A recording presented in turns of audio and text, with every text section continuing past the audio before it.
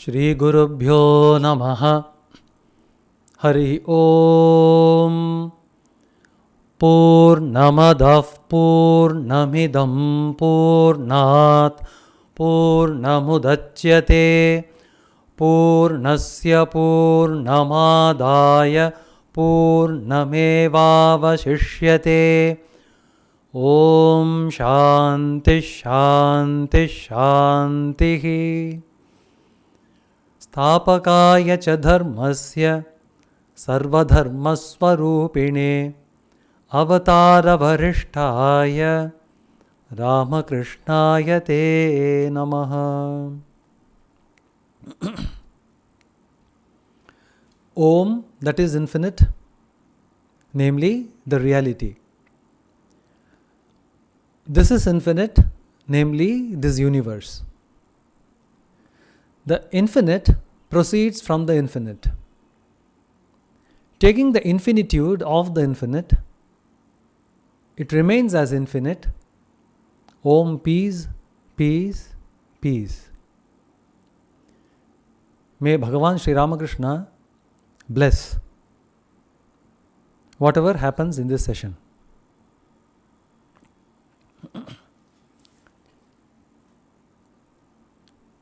We are currently studying the Brihadaranyaka Upanisad, the second chapter and the second adhyaya, namely second adhyaya and second Brahmanam, the second section. However, with regards to the topic of Brahman, it is from the Upanishads we come to know that Brahman has two aspects, namely the relative aspect and the absolute aspect. Both these ideas, the relative and the absolute, are held aloft in the scriptures. Taittiriya Upanishad, which is again one of a very ancient Upanishad, which is consisting of 3 books called Vallis. It records the experience of a wise man, of a seer, at the end of the second book called Brahmananda Valli.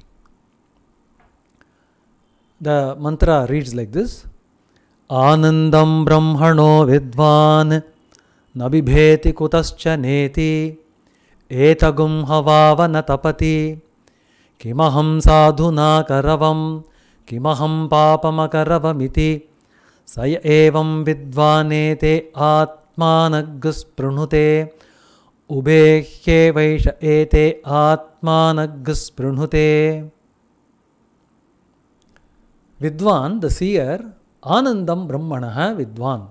He knows the Brahman to be the Anandam, which is one of the qualities, namely Satchidanandam. Now, such a person, Nabibheti Kutaschaneti, on no account, he comes under the flux of fear.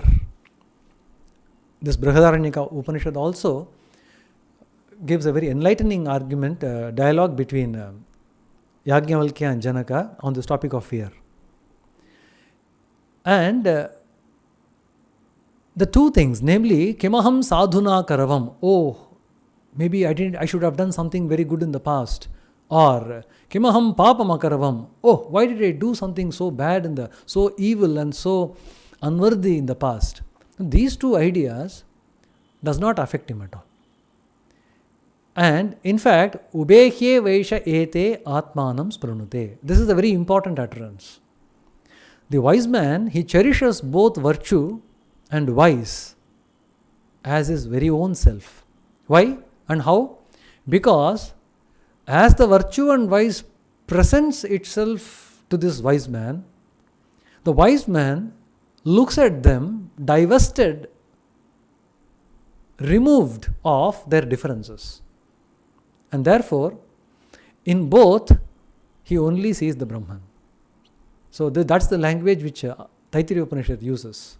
Atmanam sprunute, he cherishes the Atman in both. The wise man could do this because He has known the absolute Brahman, which is the Nirupadika Brahman, the Brahman with the no limited adjuncts. That is the purpose of the second chapter, first and second and third section in the Brihadaranyaka Upanishad. We saw in the first section, in the last session, a Brahmana gentleman named Gargya. He was quite learned. He presents the Sopadika Brahman, the qualified Brahman, as different objects of meditation, such as the being identified with the sun, and the being identified with the moon, identified with the fire, the water, and various other objects he took. He took those references, and he says that I meditate upon them as Brahman. And Ajatashatru, who has been a patient listener throughout the presentation, often and when he was changing the object of meditation, Ajatashatru interjected the Gargya, saying that he is not only aware of each of these objects of meditation, but is also aware of the prominent attributes in these objects. If you take sun, I know the attributes of the sun. You say moon, I know the attributes of the moon, as how it should be meditated upon. Shastrokta, not something which is whimsical and fanciful. And then, as a result of that meditation, he also says that I have got benefited from those meditations. The same being which is functioning behind those extraterrestrial objects which have been taken into reference, they are all functioning in the human body. The same being is functioning in the human body as Mukhya Prana.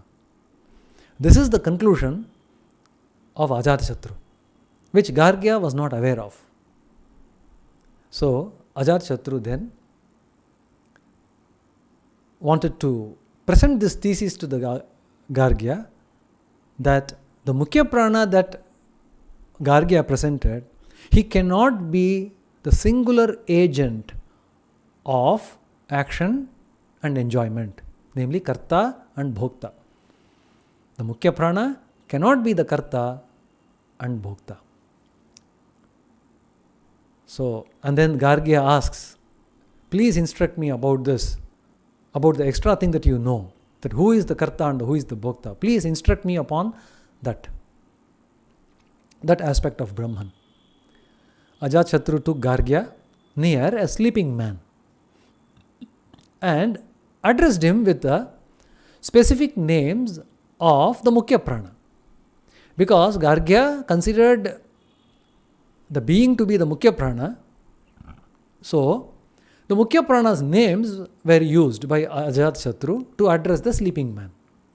In the sleeping man, the self is in slumber. We will come to that a little later. So he addressed him with the specific names of this vital force. What were the names? These were the names given to the being who is identified with the moon. And the same being is the Mukhya Prana within the human body. So, the names that were called out were Mahan, the great, Pandaravasa, the white-robed, and Somarajan, the king of Soma, the Soma creeper, Somaraja. And as expected, the sleeping man did not wake up. The thesis here is that if, as proposed by the Gargya, had this been the Mukhya Prana who is the Karta and the Bhokta, then the Jiva who has attained so-called, what is called Satsampatti during the slumber, the sleep is addressed as Satsampatti. That is, becoming one with the Sat, the qualified Brahman. Not the unqualified Brahman, but qualified Brahman. It's a very, very fantastic term that is used in the Vedanta philosophy. That the Jiva, sleeping Jiva, is attaining Satsampatti, oneness with the qualified Brahman. In that slumber, the Jnanendriyas, the eyes, ears and nose, all these Jnanendriyas, the organs of knowledge, they are all inactive. Where are they? They have all are hiding within the Mukhya Prana. That is the position of the scripture. And the Mukhya Prana is all along active. It never goes to sleep. Never it rests. If Mukhya Prana rests, then that means the person is dead. That means actually the Mukhya Prana does not rest, it leaves the body. If it rests, Atraiva Viliyante is being used, then he becomes a wise man. Atraiva Viliyante. They settle within the body and they don't rise any further. So, in a living person, be he asleep or awake, waking state, this Mukhya Prana never rests. So, this Mukhya Prana must have heard the Ajatashatru calling those names. And had the Mukhya Prana been the Karta or the Bhokta, it should have responded. This is Ajatashatru's claim. But it did not. Therefore, there must be another self who is the Karta and the Bhokta. Ajatashatru then presents the real Karta and the Bhokta in the subsequent section. He also further elaborates how the sleep occurs and what happens during the dream state and what happens during the deep sleep state. Thus comes the conclusion of the first section with this wonderful illustration of how the self withdraws in itself all the agents of functioning and then goes to sleep and then projects from that very self all these objects back to function in their normal form during the waking state, using an illustration. Just as a spider moves along the thread, it produces from itself, and as from a fire tiny sparks fly in all directions, even so from this self emanates all organs, all worlds, all gods and all beings. This is the language which Brihadaranyaka uses. Yatornanabistantu no charedyatagne kshudrabhispulinga vicharantyeva mevasmadatmanaf sarve prana sarve loka sarve deva sarvani bhutani vyucharanti. And it says, Tasyopanishat satyasya satyam iti prana vai satyam teshamesha satyam. It's a secret name, the secret name of the being which does this great wonder is Satyasya Satyam. It is the truth of the truth. It is known that the Mukhya Prana or the vital force is truth. However, the self is the truth of the truth. Thus comes the end of the first section. Now, before we resume with the text, we digress a bit so that the further reading of the sections 2 and 3, they become easy for us. According to the Indian philosophical system, knowing actually amounts to saying uniting. Knowing is uniting. Meaning, to know a thing, one should unite with that thing at the thought level. Unless this is done, the knowledge doesn't happen. This view is particularly very predominant in the yoga and the Vedanta philosophy. The yoga elaborates on the dynamics of how this union and the subsequent cognition of the thing happens, which the Vedanta accepts in toto. However, not going into the details right now, we can also claim that the uniting with the thing is possible only when there is some form of likeness between the two objects that are uniting. If the likeness, some kind of likeness is not there, then the unison is not possible. So technically, this is also referred as a samana adhikaranam. So they must have some basis in which they can unite themselves. So now, when we ask somebody to identify oneself, what does a person say? We have already seen this particular idea. We are reiterating idea from a different angle. Now, if you ask a person's identity, how does he introduce himself? So, the regular thing is he starts with a name. The person starts with a name. I am so and so. And the person proceeds to describing, possibly in some order, his education and maybe his profession, his personal attainments. He includes even friends, his relatives, into this description of his own self. Of course, should they all be at all be deemed by him to be worthy of mention. Now, venturing to introduce oneself, this person goes on elaborating the world that surrounds him. The self-description is replaced with the description of the world around him. The self-identification is displaced from the real self to its environment. The description of the individual in relationship with the environs is not all that bad. It is also philosophically tenable. It is justifiable. But where is the mistake that is happening? The mistake is that all the descriptions that the individual gives in respect of oneself, they are all used in Sanskrit, in what we call in Sanskrit as a Shashti Vibhakti. In English, we call it as a possessive case, which is used to say that I possess this. Like I have a blue hat. I'm wearing a blue hat, I have a blue hat. And he doesn't say that I am this. To say that I am this, we have to know what this is. In not being able to define this in the statement I am this, he fills that void with the things that he possesses.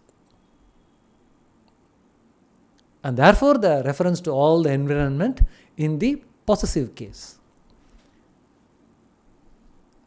In fact, we can even see that he says, for instance, I am the Prime Minister's son. Okay, let's see, I am this. What is this? Prime Minister's son. When he says, I am the Prime Minister's son, what he actually means is to say that he has a father who is a Prime Minister. So the has a thing is coming in. So, even though he uses it in an abstract sense of I am something, that something is also using a Shashti Vibhakti, a possessive case. This is a very fundamental shortcoming in all forms of identification for all of us, as we do not know the truth. At this juncture, it is not out of place to refer to the dialogue between Arjuna and the Gita, Arjuna and Sri Krishna, as occurring in the 10th chapter of the Gita, in which Arjuna asks Sri Krishna to describe him. Sri Krishna begins with the highest possible identification. Ahamatma, Gudakesha Ahamatma, Sarva Bhuta Shayastitaha, Ahamadischa Madhyancha Bhutanam Anta Evacha. This very scripture, Brihadaranyaka Upanishad, at the beginning it prescribes the meditation Atma Ityeva Upasita. And the Bhagavan, being the very embodiment of the essence of the Upanishads, declares that I am that Atma. Bhagavan then also explores into the environs, just like any one of us. He explores into the environs, taking reference to several of the worthy to mention things known to the man. But unlike any of us, he declares that I am that which is best among those things. Even though he has a reference to the environment, but he identifies himself with the best among what is there in the environs. When it comes to animals, he says, I am the lion. When it comes to rivers, he says, I am Srotasanam Janhavi, I am the Ganga. And I am among the archers, he says, I am Ramachandra. And I am among the Senapati, he says, I am Skanda. And so on. And among the birds, he says, I am Vainateya, the eagle. So, he identifies himself with the best among the creed, and all the cases that are used are nominative case, as it should be, and not the possessive case. In fact, this is a very important message we learn from this classical dialogue that is in the Gita, that the identification should be in the nominative case and not in the possessive case. The wise man's knowledge arises from the identity based on the unity, which Sri Krishna depicted in the mantra Ahamatma, Sarva Bhuta Ashayastitaha. He has identified himself with all the bhutas. So this is also called as Sarvatma Bhava. Now, coming down to us who are sadhakas, what is the prescription for us? So during the formative period of the sadhaka, in order to practice this kind of a higher form of identification, which is nominative in nature, the universal forces are all personified and deified. They are all made into so-called gods. When we say gods, we are actually deifying a particular universal force.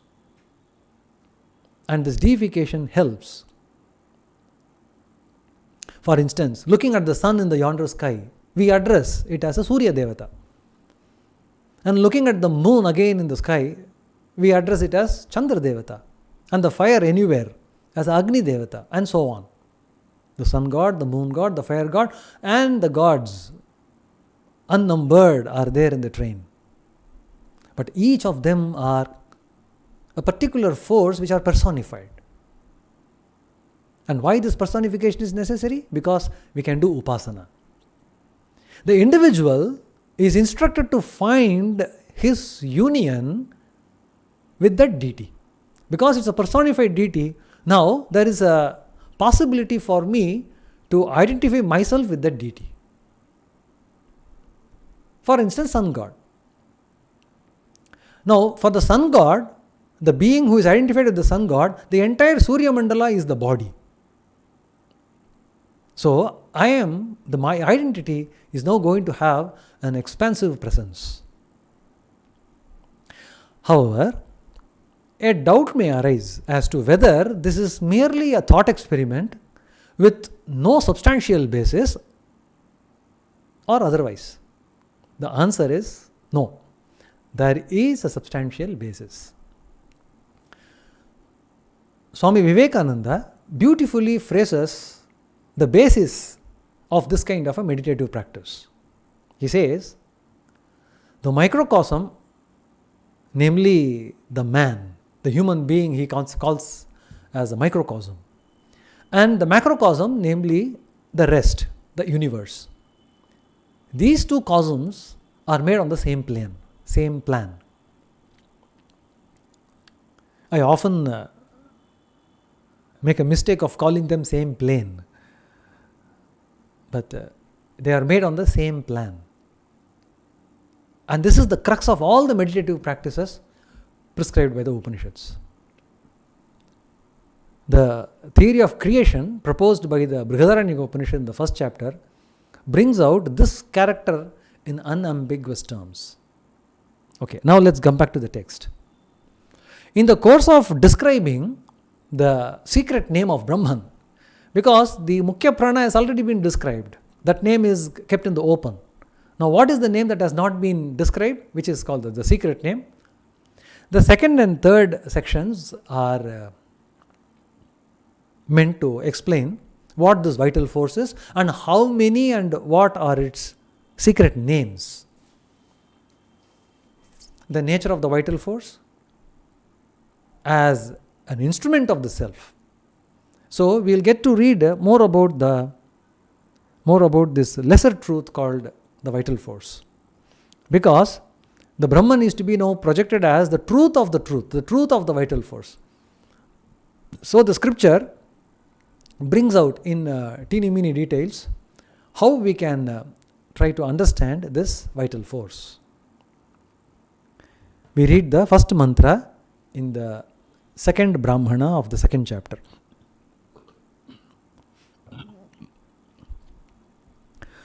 Yo havai shishag sadhanag sapratyadhanag sasturnag sadamam veda saptahadvishato bhratrivya navaranudhyayam vavashi shuryo yam madhyamaf pranastasyeda mevadanamidam pratyadhanam pranastunanandama. Let me read the meaning of this mantra also.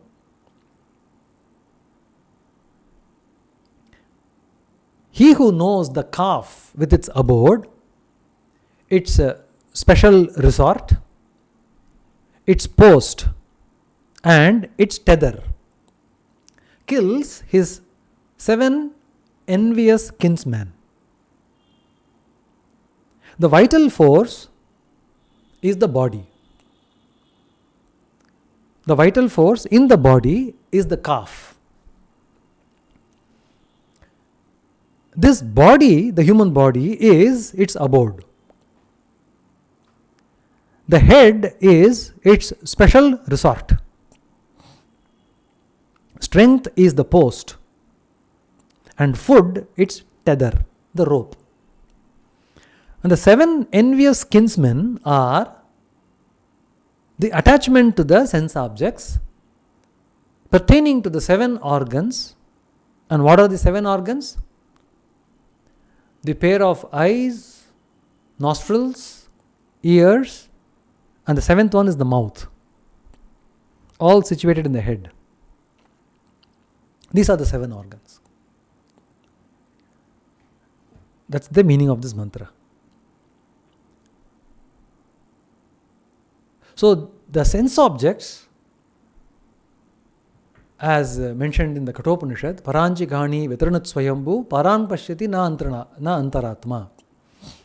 The Khani, the senses, they are all Vyatranat, they are all been struck so that they see Paran Pashyati.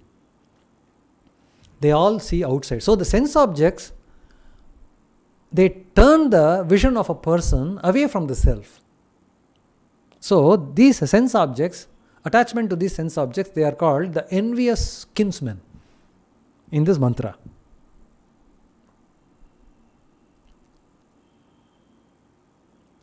The organs come to function as channels of perception. So this we have the 7 organs of Jnanendriyas.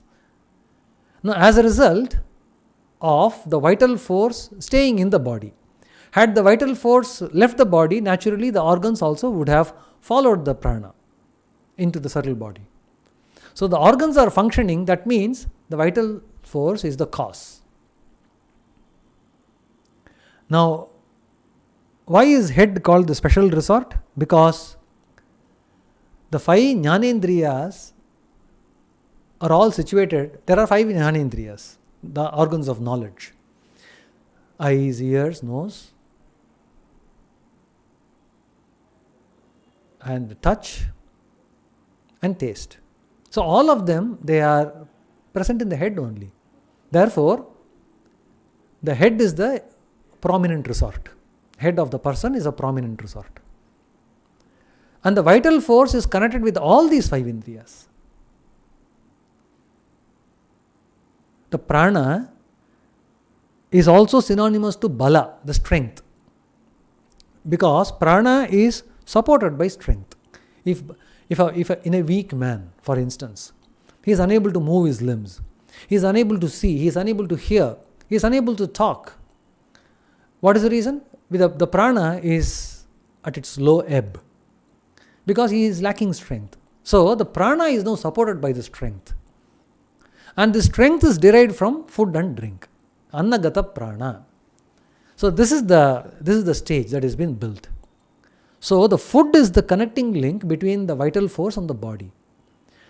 Now, why this particular mantra is mentioned here? It is because, of course, we know where to place the prana. Its strength, namely, it is the invigorator of the organs, and its weakness, namely, it is depending on the food and drink. If the food and drink are not supplied, the prana cannot function. So this vital force, therefore, cannot be the ultimate Bhokta and ultimate Karta. That is an indirect message that we get from here. And another thing is, another information that we can infer from this mantra is that the prana, because it is sustained by the food and drink and invested in the 5 jnanendriyas, so this prana needs to be conserved. By the attachment to the sense objects, the prana becomes kshaya. They get lost, they get diminished, they lose their luster. How do we know that it loses the luster? Because the organs are getting tired. Overuse of the eyes tires the eye. Overuse of the speech organ tires the speech organ. And this is likened to the prana being weak behind the organ. The organ doesn't go weak, but the prana, which is invigorating the organ, has gone weak. So this message we get that this prana needs to be conserved. That is an indirect meaning. The next mantra, we will read one more mantra in this Brahmana, and the subsequent 2 mantras we will skip. The Upanishad states this Mukhya Prana as something which is worship worthy. That is the meaning of the next mantra that we are going to read. Tameta saptakshitaya upatishtante tadya ima akshan lohinyo rajayastabhirenag rudron vayattota ya akshan napastabhih parjanyo ya kaninaka tayadityo yat krishnam tenagnir yachukran tenendrordharayainam vartan ya prithivyan vayatta Dhyauruttarayanasyanang khriyate ya evam veda. We will verbatim read the meaning of this mantra. There are 7 gods that prevent decay. These gods worship the vital force. These undecaying gods, they worship the vital force. Through these pink lines in the eye, sometimes the eye becomes red, and we can see the blood as if being accumulated in small straits of lines. So those pink lines, they are likened to the Rudra attending on the eye, on the vital prana. And eye is water. So through the water that is in the eye, the Parjanya attends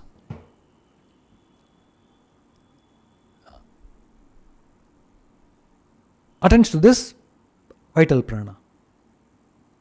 And through the pupil, the sun attends to the vital prana. And the dark portion, the lens, the fire attends to the vital prana. And through the white portion, Indra attends to the vital prana. And through the lower lid, the earth attends to the vital prana. And through the upper lid, the heaven attends to the vital prana. So all these 7 deified forces are attending to the vital prana, which is lodged in the eye. That is this mantra. Now, which is lodged in the eye, why this particular eye is being referred to, the elaboration of which will not be clear till we go to the next section. But here, the point here is, when they say that they are attending to the eye, it actually means that they are attending to the vital force which is sustaining the eye. And eye is here an upalakshana. And ear also could have been taken, the mouth also could have been taken, and the respective in eye, the variegations are possibly more clear from the Upanishadic perspective, and hence the reference to the eye. And eye also, why eye again is taken as an object of worship here is also explained in the next section. We will come to that. In the next section, in order to define the nature of the 5 elements that constitutes the human body and its organs, they are also justified why these elements are addressed as truth. We will read the mantra of the first mantra of the third Brahmanam. Dvevava brahmano rupe murtanchaiva murtancha martyancha mritancha sthitancha yaccha satyatyacha.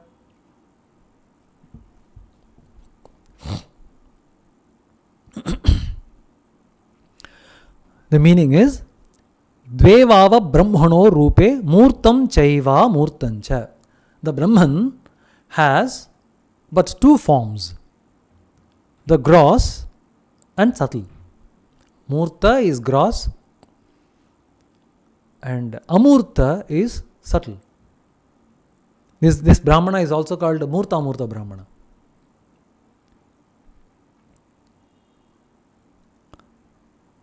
Martyancha mritancha.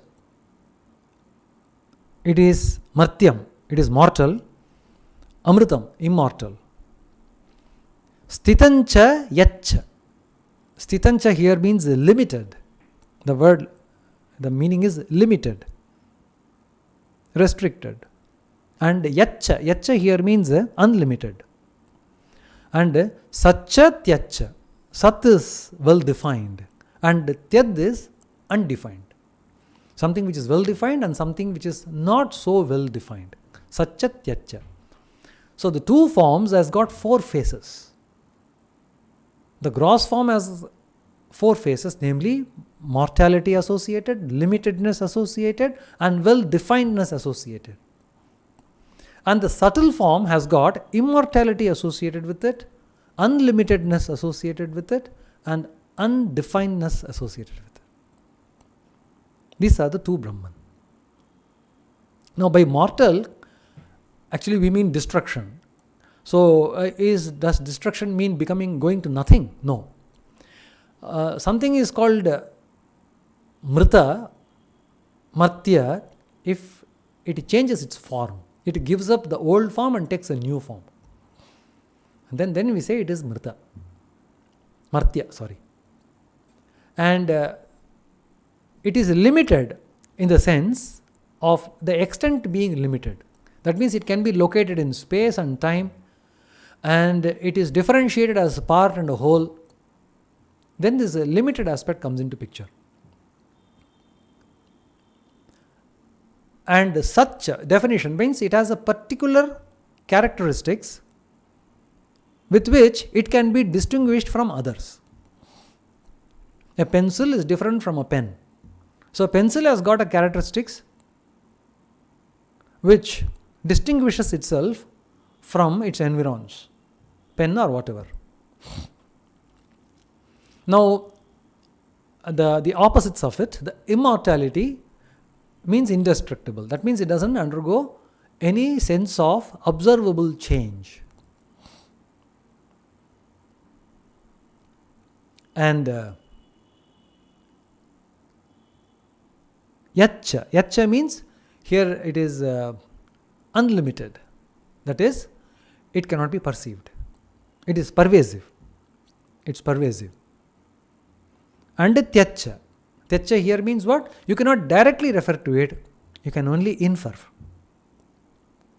You cannot directly point to it. For instance, we say a balloon has got air. You blow the balloon and then the balloon becomes bloated. And then we say that the bloating happens because there is air inside. But can you directly point to something and then say this is air? We cannot do. So that is the tyad aspect of air. We will come to that. I think I jumped the gun. We will come to that in the next mantra. So these are the two Brahman, Murta Brahman and Amurta Brahman. Now, which are this Murta Brahman and Amurta Brahman? What are these subtle and gross forms? The next two mantras are going to elaborate.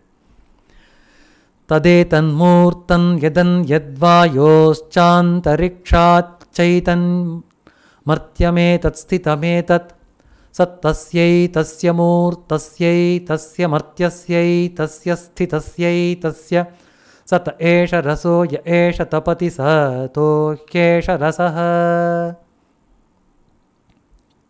The meaning of this is, the gross form is that which is other than air and the ether. Ether is Akasha. The air and the ether. Actually, what are they? They must be fire, water, and earth. So these three elements are referred to in this mantra. They are supposed to possess the gross form, Murta Brahma. Now, this gross form is mortal. It is limited and it is defined. The essence of that which is gross, mortal, and then limited and defined is the sun that shines. The sun that shines is the essence of all that is mortal, gross, limited, and defined.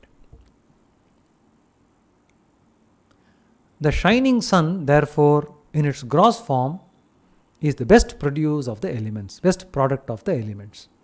Sata hi esha rasaha. It's the best product among the elements. We will explore the subtle meanings of this in conjunction with that of the next mantra. So here the gross aspect has been described for the elements. So now the subtle elements will need to be enumerated, and they are done it is done in the third mantra. Atamurtam vayuschantariksham chaitadamritam dadyade tatyai tasyai tasyamurtasyai tasyamritasyai tasya yata etasyatyasyesha raso ya esha etasmin mandale purushasthya hyesha rasa ityadhidaivatam. Now the subtle. It is the air and the ether. This subtle form is immortal, it is unlimited and undefined.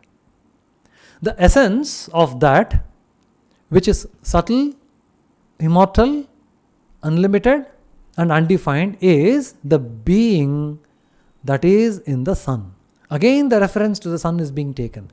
Even in the earlier mantra, the essence of the gross elements was referred to the sun. In the second mantra also, the essence of the subtle elements are referred to the sun. We will demystify it in a short while. Ityadidhaivatam. So this description is with reference to the gods. Here it actually means universal forces, the macrocosm. So the Murta and Amurta Brahman is now laid down with respect to the macrocosm. The gross and subtle elements with respect to this macrocosm are the objects of description in these mantras. Now in both these utterances, there is a reference to the sun as being the essence. It requires a little bit of elaboration as of what's actually happening here. It may be a bit wieldy, but repeated manana on this particular idea with the help of a text can actually draw in more clarity and understanding. In the scriptures, the Hiranyagarbha or Prajapati is often equated with the sun, which sustains the life on earth. And it's not a comparison, it's not an equation in vain, because Hiranyagarbha is also the origin and the sustainer of the universe. The sun is the sustainer of the life on earth. So, the Hiranyagarbha is equated with the sun. Hiranyagarbha has got a gross body and a subtle body. The subtle body is called the Devata, who has this abhimana that I have this some kind of a gross body. So likewise, the Surya Mandala, here Surya actually does not simply mean one ball of fire in the sky. By sun, actually the entire Surya Mandala, the entire world of lighted objects, celestial objects is referred. Of which the one which is of immediate interest to us is that golden ball of fire that we are calling as Pratyaksha Devata. So for all practical purpose, we can take this Pratyaksha Devata to be the one that is being referred by these mantras. So by the reference to the sun, which actually means the Surya Mandala, the reference to the gross body of the Hiranyagarbha is to be meant.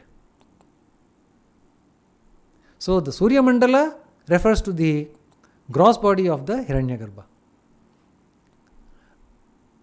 Now, this again is mapped into, grossness comes from gross elements. So they are again constituted of these three gross elements, namely fire, earth and water.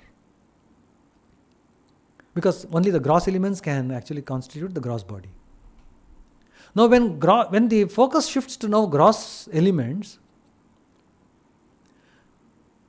the shining Surya Mandala is also composed of these gross elements, which is a representation of the cosmic body, and it has got a Devata who is having this idea that this Surya Mandala is my body. That Devata in the human body is a prana. And that Devata in the Surya Mandala will naturally be the Mukhya prana. And this prana emanates from Hiranyagarbha, which is a Samashti prana.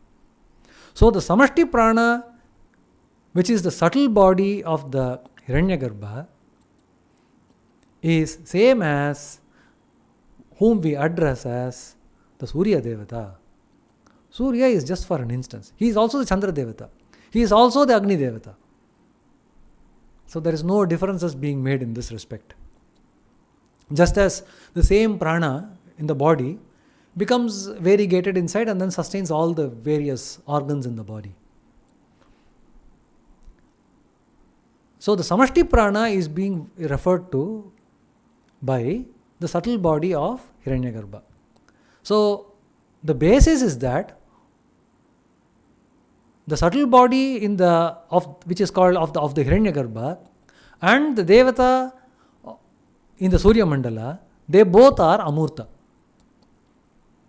And the gross body of the Hiranyagarbha and the gross body which is represented by the Surya Mandala, they both are Murta.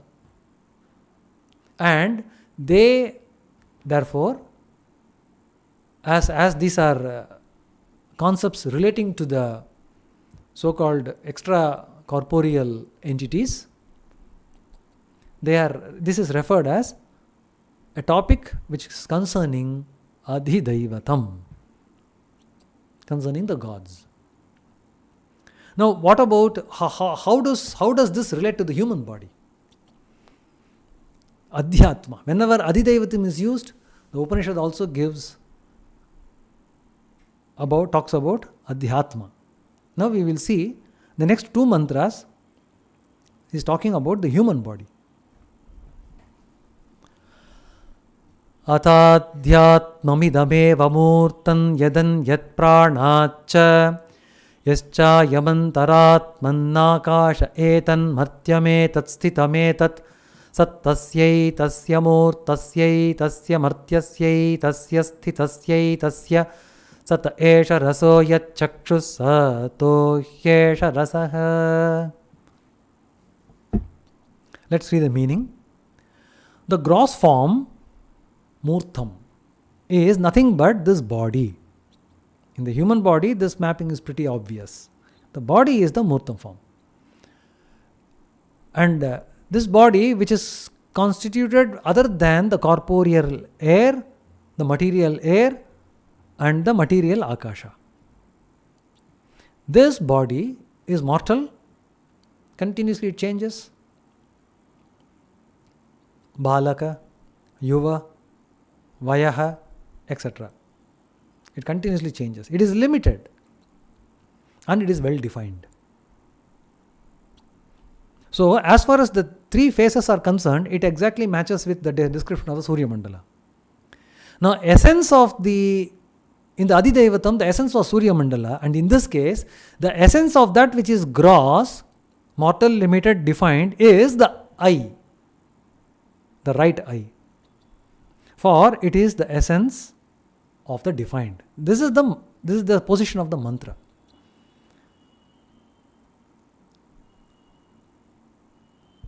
Now let us now grasp how the I has been introduced here as the essence of the defined. When Surya Mandala is the essence of all that is gross, in the body, I becomes the essence. How is this? Now, after having spoken of the two forms of Brahman, from the universal perspective, the mantra is now vividly drawing reference to the individual body, that is sure.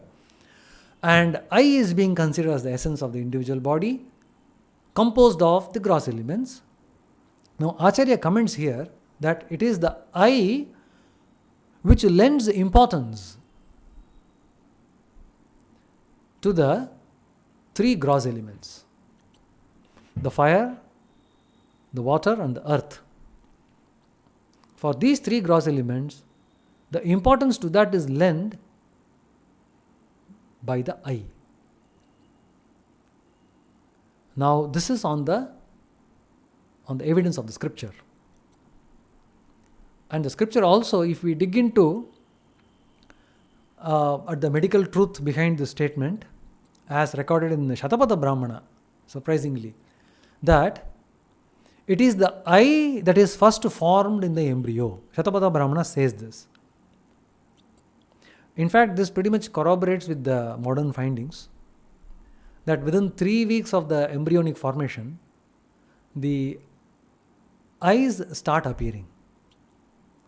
While the ear formation, ear is also a Jnanendriya, just as eye. The ear formation begins at the 9th week of the embryonic formation.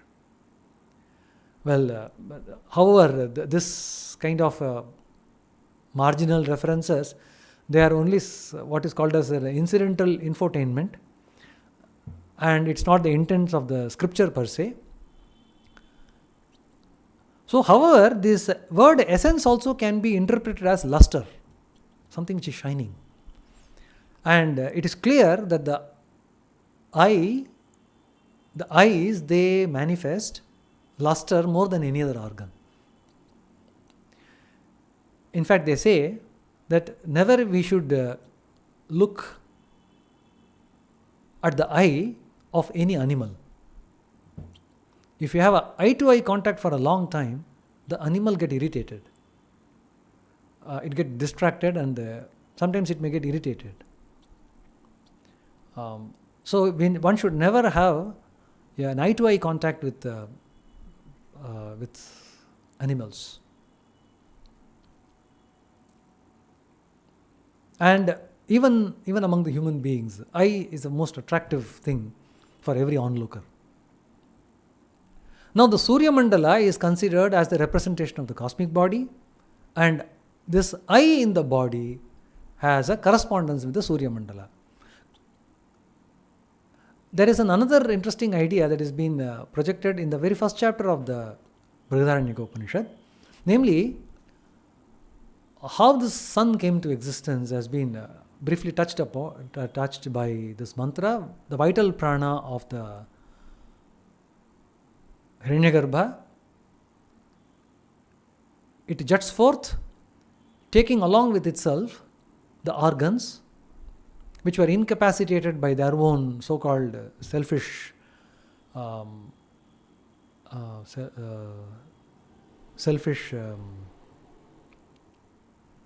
attempts only to work on self-sustenance and not for the collective sustenance. So we saw that in the first chapter. So the prana salvages these organs and then projects the eye of the eye organ of the Hiranyagarbha as the Surya Mandala. And the prana which is residing in the Surya Mandala enters into the human body through the eye. So that is the connection which the Shastra brings about when talking about Surya Mandala and the eye. Not just eye. In fact, the Upanishads go to the extent of saying that it is the right eye that is to be taken.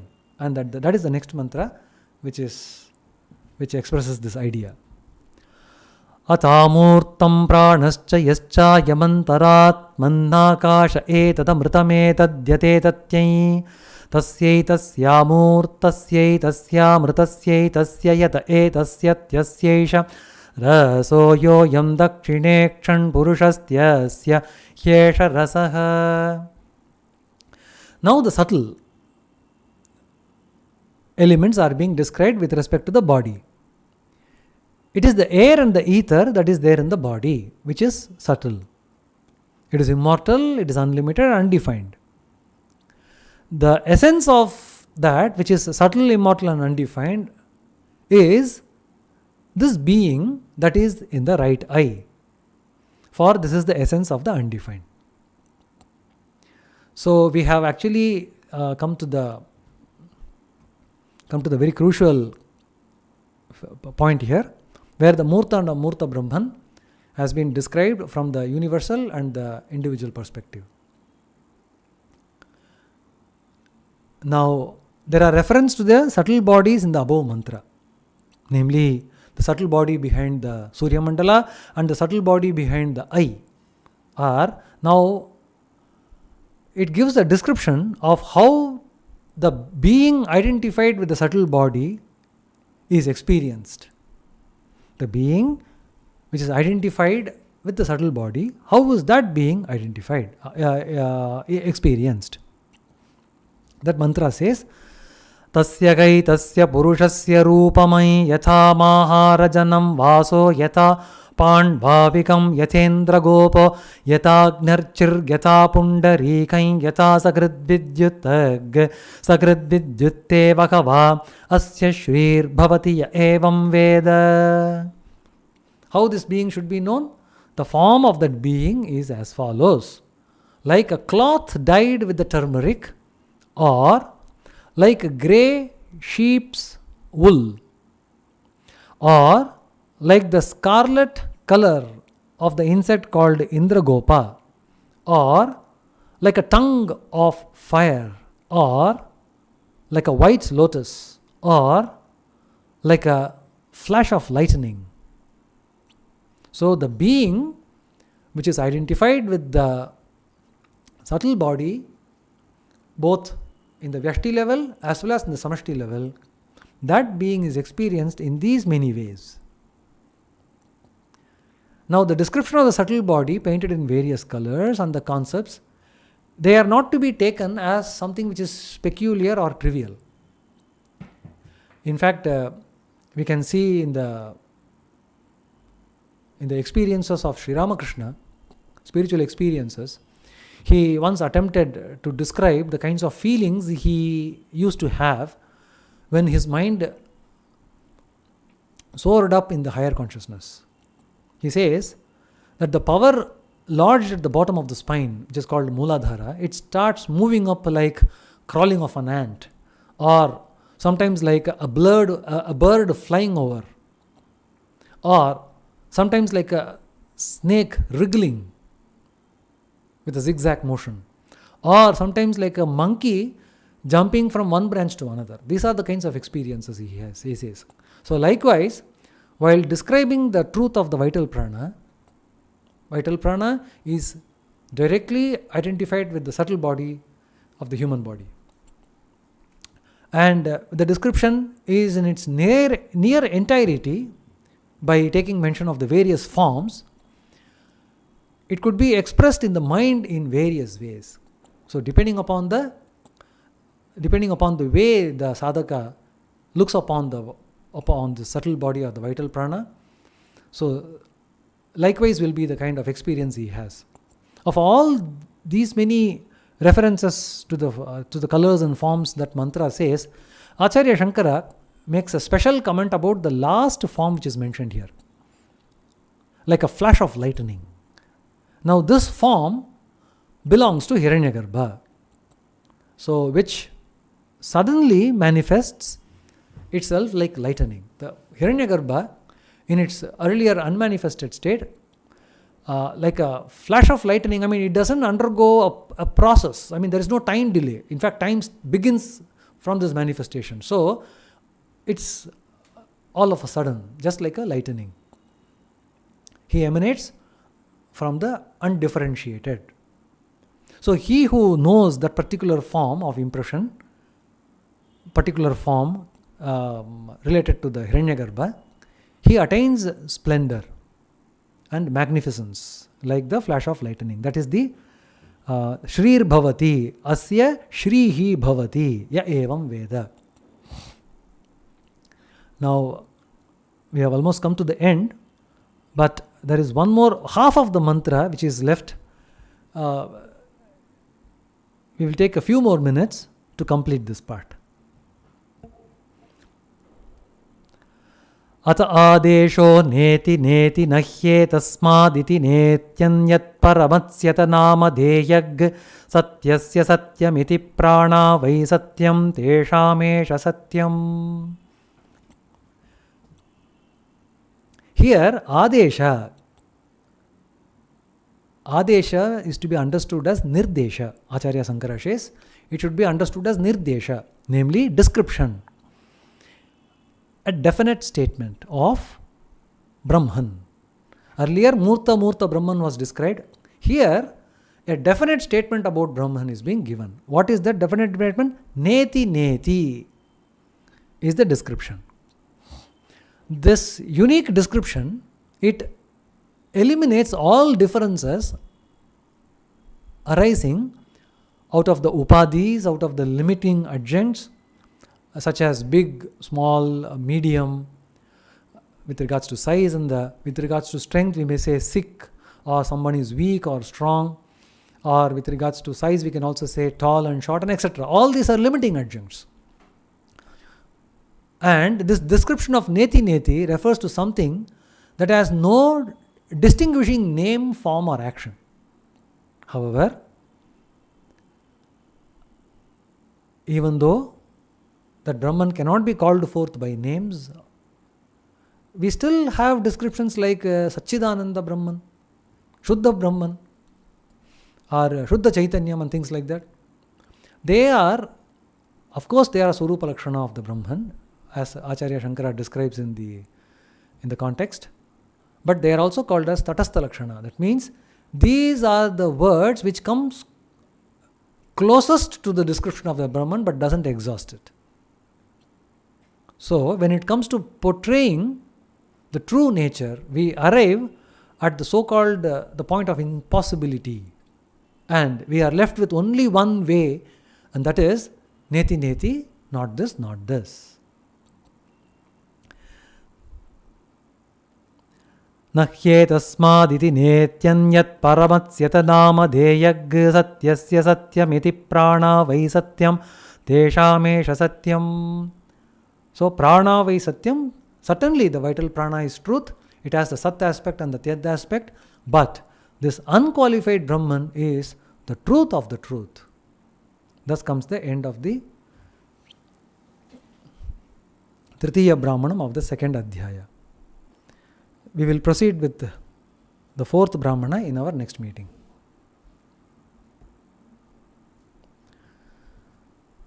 Om Shakti Samudra Samutatarangam Darshita Prema Vijrumbhitarangam Shakti Samudra Samutatarangam Darshita Prema Vijrumbhitarangam Samshaya Rakshasa Nasha Mahastram Yami Gurum Sharanam Bhava Vaidyam Samshaya Rakshasa Nasha Mahastram Yami Gurum Sharanam Bhava Vaidyam. Naradeva